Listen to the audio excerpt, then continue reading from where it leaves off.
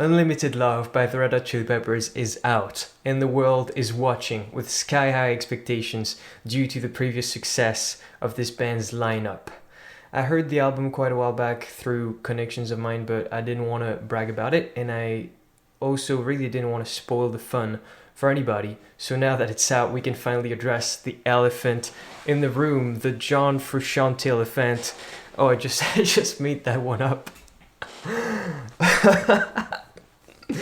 So long without him. And you know what? I'll tell you, coming in hot for more than a minute and meaning it is no meager feat.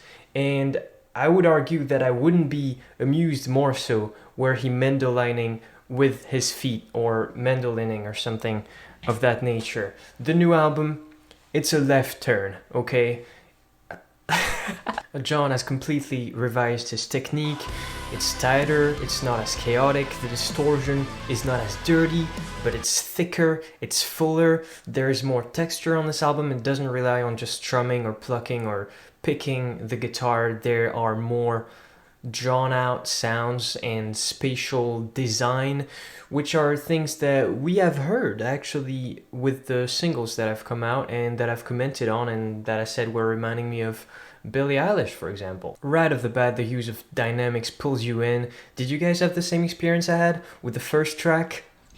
There's a point where it blows up and you get completely taken aback by it. Did that happen to you guys? Comment down below. But the dynamics on this album aren't the only thing that are memorable about it. There are many great composition choices and changes. There are more key changes than there are songs on this album, for sure, 100%.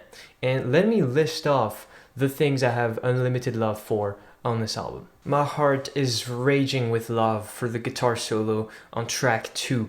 On track 4, they try to calm things down, but we still get a solo. I absolutely love the message of track 6.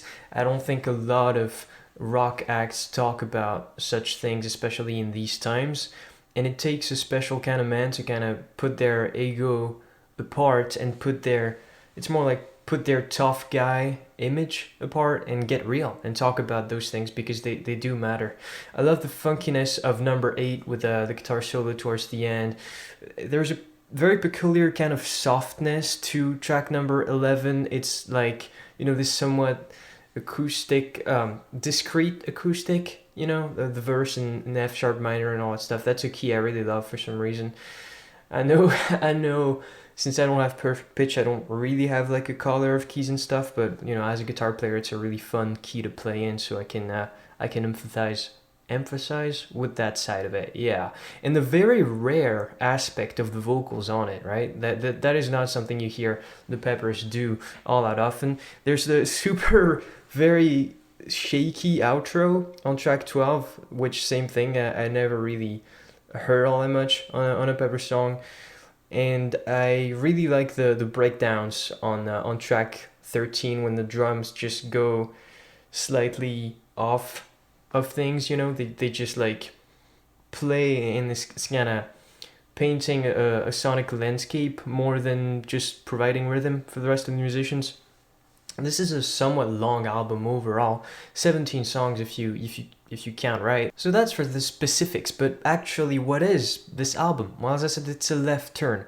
It's the band reinventing themselves after a long time without John Frusciante in the band. It's a blend of genres, and on this album exist some of the heaviest stuff that the band has ever put out.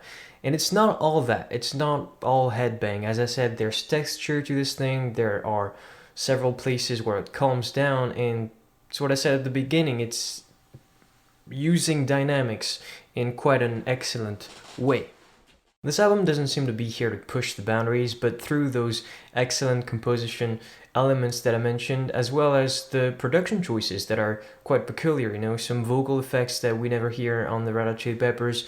There's delay on the voice that is very rare as well. You think about Blood Sugar Sex Magik, the whole thing is basically completely dry. So again, that's a change. It appears I forgot to finish my point there. My point was it manages to be somewhat innovative still. I absolutely love the closer on the album. I love the same thing again, the key changes on it. This band does it so well. The evolving aspect of that song is just beautiful and gut wrenching.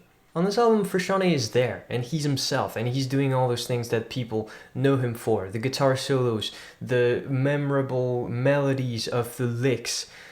But Flea is really present and audible and seems to have a leading role as well in that project, and that's something we've touched on. The By the Way era for the Red Hot Chili Peppers was really difficult because John was taking control of everything.